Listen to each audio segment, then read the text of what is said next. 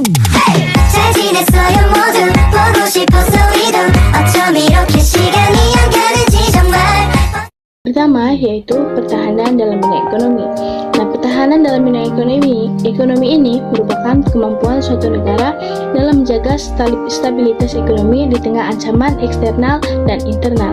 Nah, contoh ancaman ekonomi dalam Indonesia yaitu krisis ekonomi global atau fluktuasi harga minyak, yaitu adanya perang dagang dan reset global yang dapat mempengaruhi perekonomian Indonesia.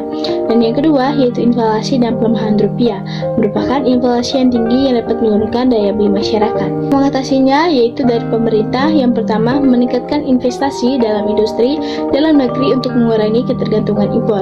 Yang kedua yaitu memperkuat kebijakan fiskal dan moneter untuk menjaga stabilitas rupiah dan inflasi. Yang kedua dari masyarakat, yaitu meningkatkan konsumsi produk lokal untuk mendukung ekonomi nasional. Dan yang ketiga yaitu mendorong UMKM dan wirausaha sebagai pilar Indonesia domestik. Yang kedua, pertahanan dalam bidang kesehatan. Nah, ketahanan dalam kesehatan ini merupakan suatu kemampuan dalam negara untuk menghadapi ancaman kesehatan yang dapat mengganggu stabilitas nasional. Berikut adalah contoh nyata ancaman kesehatan di Indonesia. Yang pertama yaitu saat pandemi dan wabah penyakit. Nah, ini contohnya itu kita bisa ambil dari COVID-19 pada kejadian wabah COVID-19 yang melemahkan semua sistem kesehatan dan semua sistem ekonomi di Indonesia. Nah, selain di Indonesia juga, di berbagai negara juga mengalami hal-hal yang sama seperti negara kita yaitu negara Indonesia, terutama di daerah yang terpencil dan terluar, apalagi daerah-daerah yang tidak terjangkau jaringan yaitu beban penyakit tidak menular. Nah, beban penyakit tidak menular ini seperti diabetes, hipertensi, dan kanker akibat gaya hidup yang tidak sehat. Mengatasinya dari pemerintah yaitu dapat meningkatkan anggaran kesehatan dan memperluas akses layanan kesehatan, terutama di daerah yang tertinggal. Yang kedua, mengalahkan program vaksinisasi dan edukasi kesehatan masyarakat. Dan yang terakhir, mengembangkan fasilitas kesehatan dengan tenaga medis yang merata. Berikut ada dari masyarakat. Yang pertama, adanya menerapkan pola hidup yang sehat dan menjaga kebersihan lingkungan.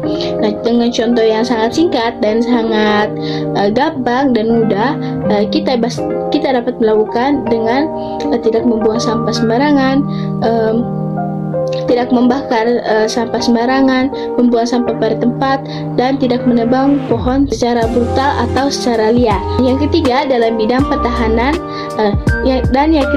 pertahanan dalam bidang pendidikan. Nah, pertahanan dalam bidang pendidikan ini merupakan suatu upaya yang memastikan kualitas sumber daya manusia yang unggul dan mampu bersaing secara global. Nah, contohnya ancaman pendidikan di Indonesia ini, yang pertama yaitu kualitas pendidikan yang belum merata.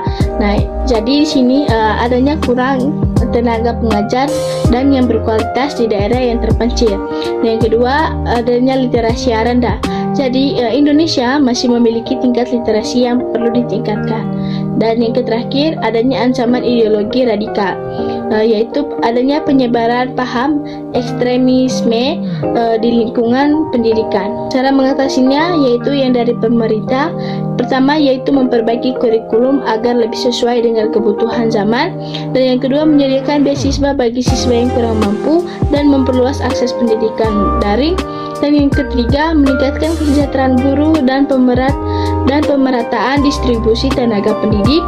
Dan yang terakhir, adanya memperkuat pendidikan karakter untuk menangkal ideologi radikal. Nah, yang berikut dari masyarakat. Nah, cara mengatasi dari masyarakat ini, yang pertama, masyarakat atau kita bisa saling mendorong atau orang tua mendorong anak-anak untuk tetap bersekolah dan belajar dengan baik dan dengan giat. Dan yang kedua yaitu adanya memanfaatkan teknologi yang meningkat dari berfungsi untuk meningkatkan literasi dan keterampilan anak-anak. Dan yang ketiga yaitu berperan aktif dalam pendidikan informal seperti komunikasi belajar. Jadi kesimpulannya yaitu ketahanan di bidang ekonomi, kesehatan, dan pendidikan ini merupakan pilar utama dalam sistem pertahanan negara.